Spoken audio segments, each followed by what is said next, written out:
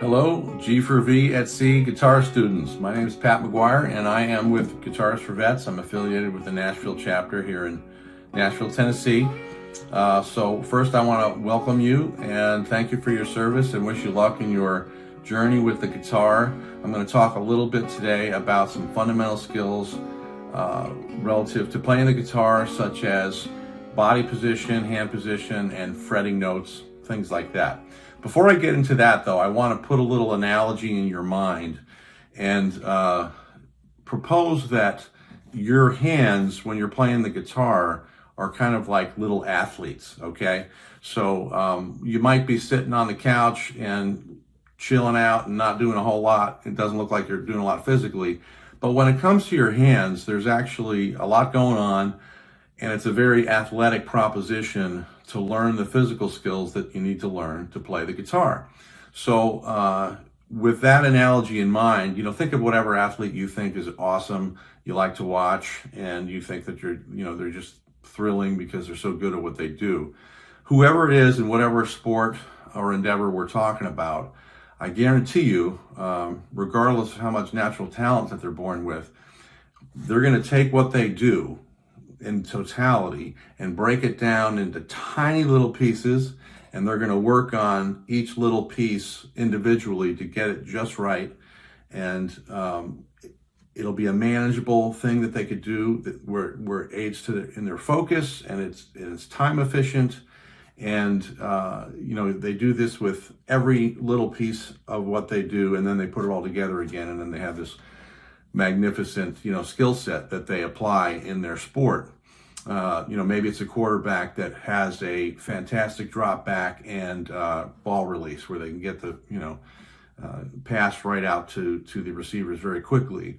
Maybe it's a sprinter that is, even though they're born with natural speed, they're fantastic at getting out of the blocks very quickly, very consistently. They drive out, and there's a very specific technique associated with that, which is different than what they're thinking about when they're running the straightaway in their sprint, which is also different from what's happening when they're thinking about when they're running the curve. And they're going to break all of those things down, and they're going to put thousands of hours into each of those constituents of their particular sport and skill set, and that's how you get to greatness.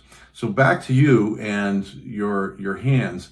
These things are little athletes, and think of it like that, because when you're trying to figure out and sort of set good habits for guitar technique, it's really not an analogy. It's really 100% true.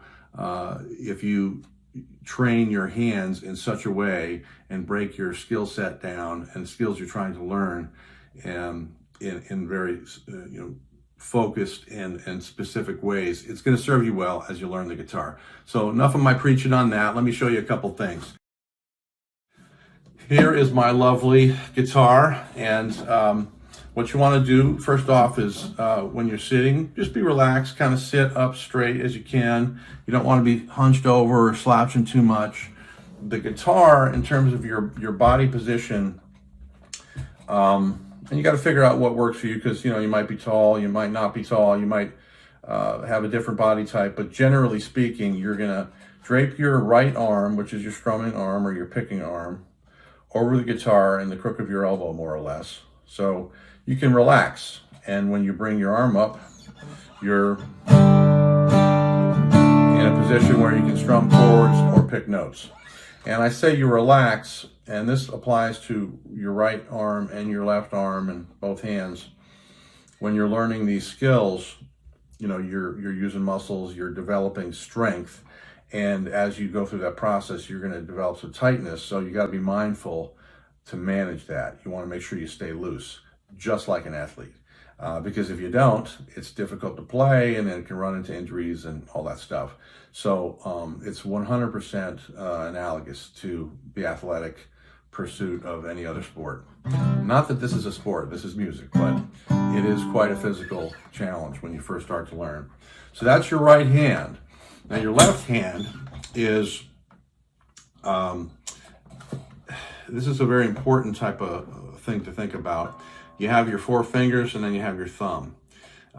Your default position is going to be, your thumb will be behind the neck, right? Let's see if I can get you a good view of this. Be behind the neck, kind of opposite your middle finger, which is also referred to as your second finger. And it's sort of in the middle of the neck. And then your wrist is sort of bent under like this, right? And looking at it from the front, your fingers are going to be kind of fanned out. And you see these little silver pieces of metal, they're called frets. I'm sure you know that by now. I think of it as sort of assigning your first, second, third, and fourth finger in the vicinity of the respective frets, first, second, third, and fourth fret. So you're kind of hovering closely over those strings, but you're not touching them. Your thumb is behind the neck, opposite your middle finger. Your wrist is curled under, and you have quite a bit of clearance underneath the guitar neck to your palm. So you see there's some clearance here, right? I can find a little space in there if I want to. That's important, because if your thumb comes up here and you start to hold the guitar kind of like a baseball bat, you lose that clearance and you lose some of the reach that you've created doing it this way. Let me show you what that looks like. So if I'm here in my default hand position, and then I bring my thumb up and my wrist bends the other way, I'm more constricted. So your default position is going to look like that.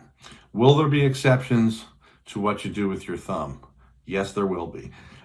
Those are affiliated with more advanced techniques. So when you're watching bands or you're watching videos and you see a guy with a thumb up here, and he's doing something like that or whatever, you're going to say, hey, Pat lied to me. That guy's got lousy technique because his thumb's up top. There's certain things you need to put your thumb up here for. However, your default position and your sort of home base position is going to be this.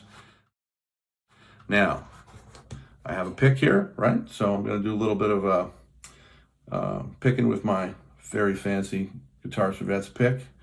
And I'm going to just do this finger exercise where I'm going to first finger, first fret, second finger, second fret, third finger, third fret, fourth finger, fourth fret.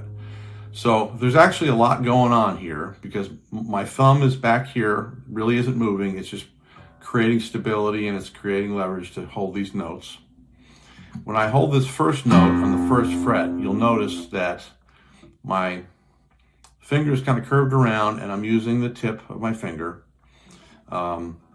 Not at necessarily a 90-degree angle, but I'm using the tip. And I'm right behind the fret. I'm not really in the middle of this area between the nut and the fret, and I'm certainly not back here. I'm right behind the fret. So with all other things being equal, that's where you want to fret every note you fret, whether it's a chord or a single note. There will be times when you have to make adjustments to that to make room for other fingers, but when you get behind the fret, not on top of it, but behind it, you don't really need as much pressure and you'll get a result of hearing a more clear note, and that's where you want to be. So when I move to the second fret with my second finger, I relax my first finger, but it's still very close. And again, to the third finger from the second, same thing. My second finger comes off, but I'm not doing this, right? So you don't see me doing that, right? That's what your hand's going to want to do when you first start this, and that's perfectly normal and natural, and anybody from Andre Segovia to Eddie Van Halen did that when they first picked up a guitar. But you just hold the note, and if your hand gets crazy like that, you bring it back. Then you switch to the next note. Hand gets crazy, you bring it back. So the concept here is, in a phrase, we're going for economy of motion. We want to be close to the strings and the frets, so when we need to play a note, we're going to be right there and ready.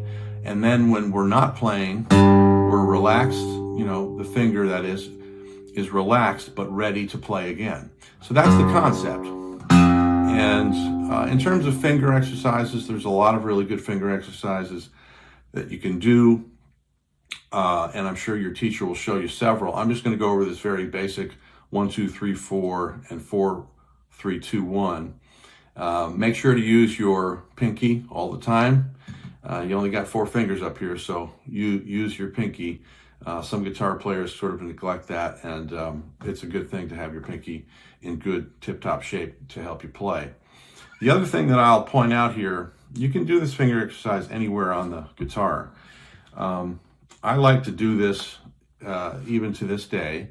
You notice the frets as you go up the neck, they get closer and closer together. One of the things that's challenging when you're playing and learning how to develop a good technique for guitar is just this sense of being able to stretch your hand out, and you feel this tightness. So you can do this finger exercise up here, say at the 10th fret. It's the same thing. You're playing 1 finger, first finger, second finger, third finger, fourth finger. You're placing the finger right behind the frets, like that, and you go up all the way to this first string, and which is here. This is considered the first string, and then you'll go from all the way back down to the 6th string, which is the thickest string, and you'll do that, and then you go down 1 fret, and you can do it again very slowly, deliberately. You're listening for a smooth transition from one note to the next. You're listening for a clear, true note, not a lot of buzzing.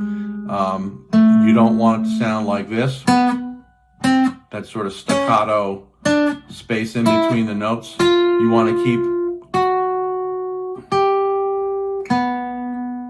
sort of continuous sound, and what that's doing is helping you to synchronize your fingers to work together. So when one is going to work, the other is relaxing, and you hear continuous sound.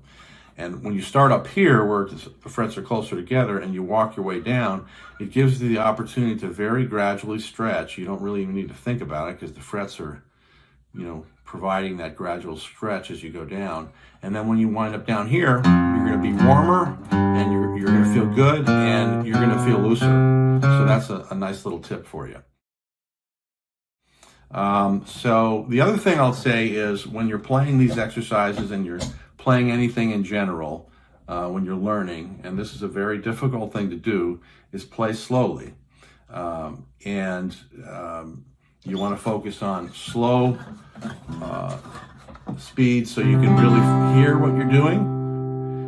You can hear each individual note in the chord or in the single line melody that you're playing, and you're not, you can listen for buzzing, that kind of stuff, or you can listen if you're accidentally muting a string. You're like, what's going on there? So you have to diagnose that. And your instructors in subsequent lessons will cover that more closely in terms of how to diagnose and fix those problems. But the only way you can identify those problems is to play slowly and deliberately.